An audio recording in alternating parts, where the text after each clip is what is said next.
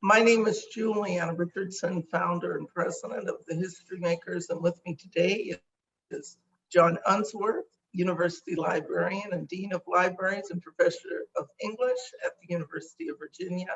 It's such a pleasure to have you here, but we want to talk to you about your role with the HistoryMakers and our digital archive.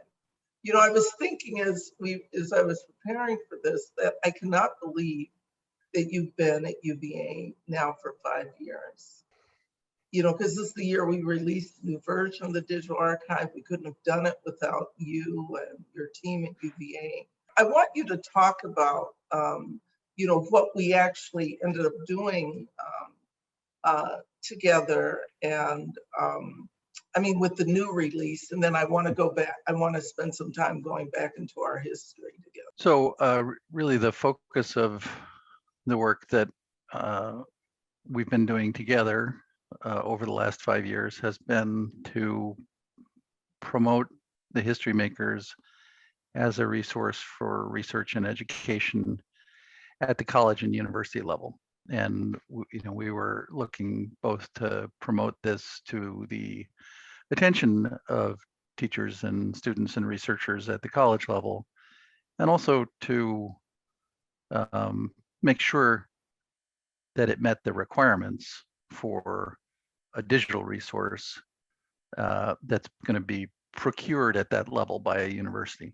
So specifically, this video resource needed to be accessible in certain ways in order for libraries to want to license it.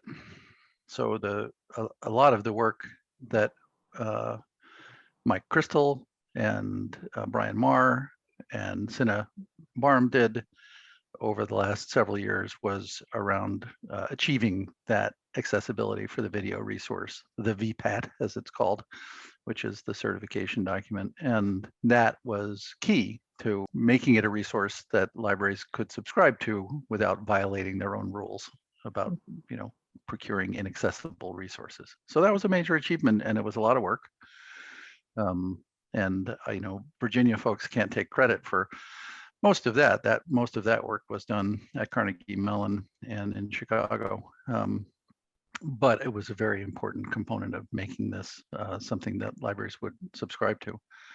And I think the Higher Education Advisory Board, which started before this phase of the work, which you started when I think we were working together at Brandeis and first started to really involve faculty. It was a wise move to create that advisory board and turn some of the early adopters into promoters of the resource to their colleagues. Because in higher education, faculty don't really listen to what anybody else says except other faculty. And I think the Higher Education Advisory Board's been very effective in both demonstrating the research and teaching applications of the resource and recommending it to their colleagues. I want to talk about the things that you were very much personally involved with, and you were able to bring back our topic search, which was really important to me. And I was begging Carnegie Mellon that I wanted to do it. And then you brought in Doug Chestnut, and he took and put artificial intelligence around it. And John, we have now the topic search fully in action for all the interviews. And he was able to take what would have taken us 3 years probably to do, with just having people look at the digital archive and infer what the topic was if someone were talking about poverty, but they didn't say the word. Because otherwise the digital archive is marvelously keyword searchable, but now people can go in and the whole corpus is there, and I'm just thrilled. And then also the work that we did with Daniel Pitti as part of the grant, and that it's now accessible to the seeing and hearing impaired, which was the work that's you referenced. But the other thing that I think is extremely important is that we are at, John, 149 colleges and universities and public libraries and K through 12 schools, with the focus really on higher education. And that was at my highest and best use that was what we wanted. And you were the one who made the introduction to Viva. And that is what made our numbers really go up. So we're excited about the Viva Consortium. And that's our first consortial deal. And I remember when we were going around doing focus groups, you and I, when we were at Brandeis, as part of the first part of the Mellon grant, that we were talking about consortial deals, and for it to happen has really been wonderful that happened. And I'd like you to talk about why you felt the consortial deal was really important. For breadth of adoption, basically. Consortia like Viva, library consortia, are generally founded in resource sharing. That's their core activity.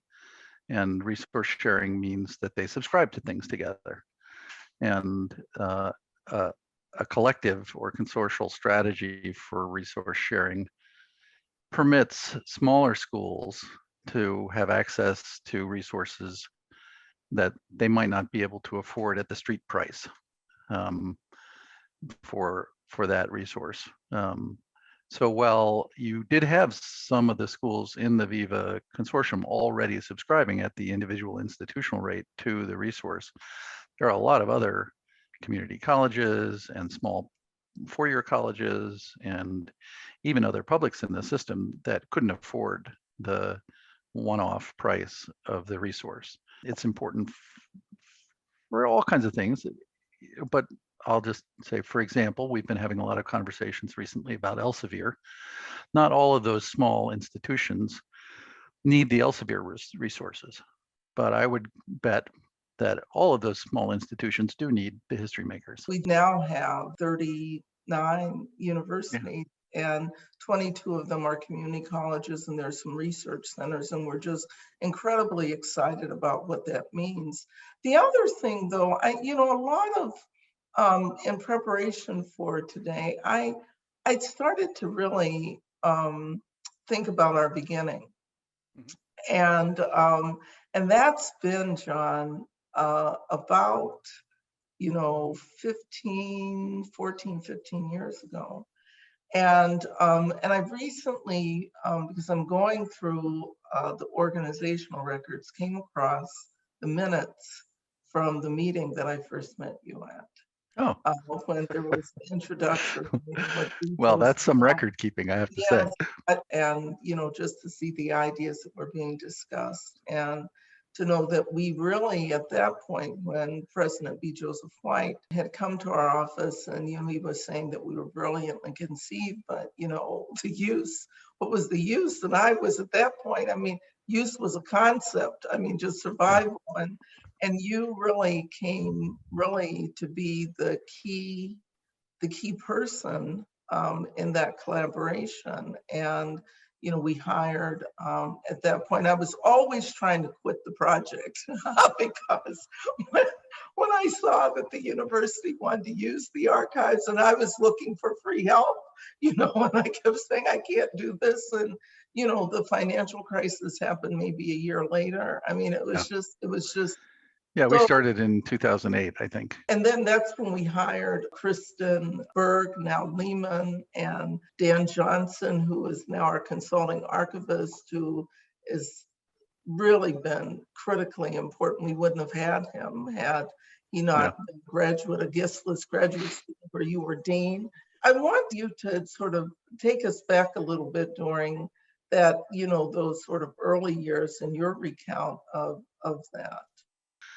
So about the time that we started working together under the aegis of the University of Illinois in 2008, it was time for a rewrite. And the history of our collaboration has been a history of rewrites.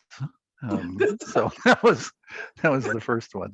That is true. It is a history of rewrites. But I did not know at the time, and this is I did not know that I had the dean of the digital humanities, spearheading our project. In many ways, we're sort of the perfect intersectionality between Mhm. the humanities and computer informatics, or that was what was going to bring us alive. Let's put it that way. Yeah, and I thought that's, one of the reasons for getting the school involved and getting students involved is that, you were working on interesting problems, that you were working on video and, video that needed to have an archival shelf life. So it seemed like a great opportunity for students to get involved in the description of those kinds of resources, the preservation of those kinds of resources, figuring out how to make them discoverable to people who wanted to find them, all of those things.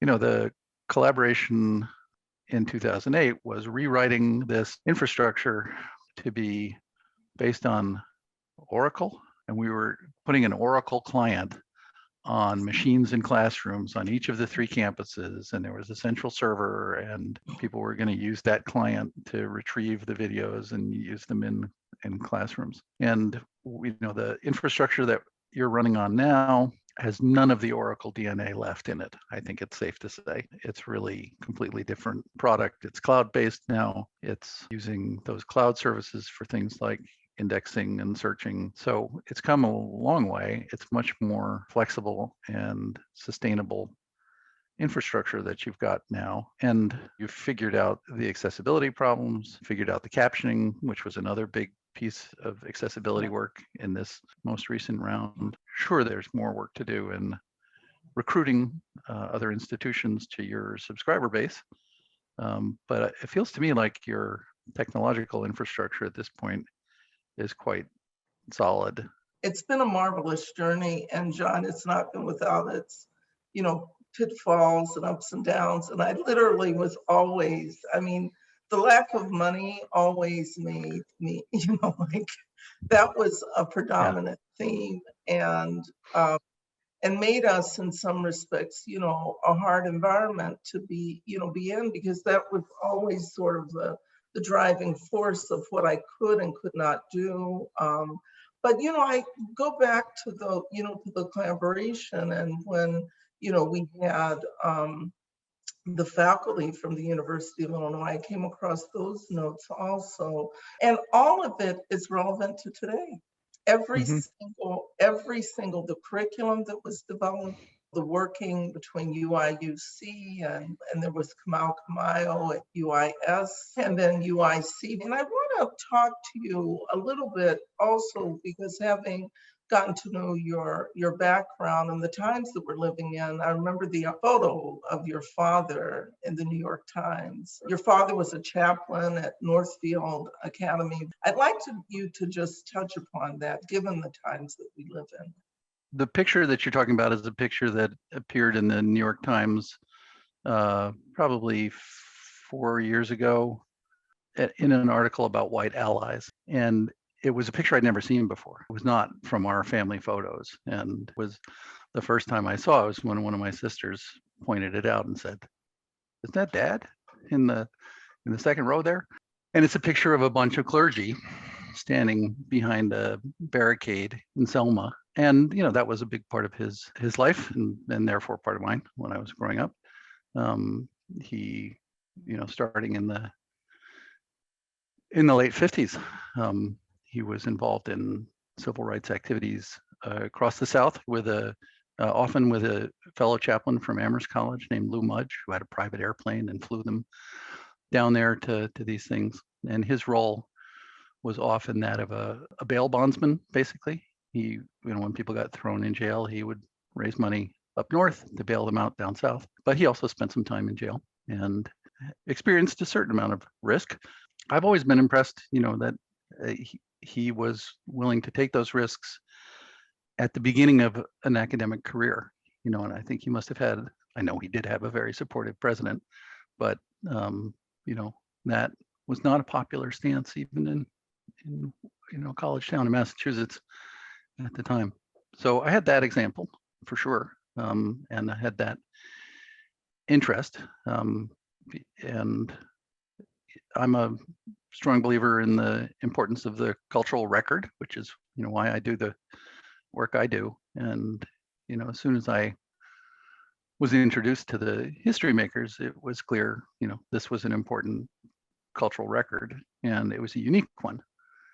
And we we have various kinds of records in the cultural sphere, and some of them are mass produced, and there are lots of copies of them out there, and others are really unique. And it seemed to me that what you were putting together was something that didn't exist anywhere else, that was capturing information that was ephemeral, and not only for sort of education and teaching, but for understanding. What I want to say to you, John, that had it not been, because I had a dream, I had a vision, I always wanted to have new technology paired with our interviews, which number now about 14,000 hours of testimony. 830 of our history makers have passed away, and people like Andrew Young are going to, turn 90. And then, there was a photo that was very profound, Presidential Medal of Honor recipients. And it's a photo where in the middle is Lowry, who was the first to pass away during COVID. And then there is C.T. Vivian on the far left, and next to him, John Lewis. Amazing, because they both died on the same day, C.T. Vivian in the morning and John Lewis in the evening. And to the far left is Hank Aaron, and next to him is Andrew Young. All of those are our history makers. All of them we had the chance to interview, only one living, and he will be 90 next year. It's that work, that I've been passionate about, because I was this young girl who didn't know my history. But what I want people to understand is that the creation of this digital archive that people really marvel at, was a collective effort of people who were, African American and non-African American, coming around this goal, which is, essentially what your father did, during the civil rights movement. There is incredible feeling of appreciation on the part of our history makers, who I've been talking to now about, their papers, and that's a whole thing, because I now understand that, that it's there's not a lot of representation out there, or preservation, let me put it that way. There's not a lot of representation in the nation's libraries, museum, and archives, and there's not a lot of preservation, and we're losing a lot of the 20th century. But I hope that this is today the beginning, because I'd like to have you have another session where we have Dan Johnson and Brian and Mike Maher from Carnegie Mellon. We lost the godfather, I would say, and that was Howard Wackler. He died during COVID. And I just think it's important for documentation that hopefully people will understand how this little engine who thought it could and hopefully has done, that people understand the story, the history behind how it came to be. So I want to thank you today for spending time with us.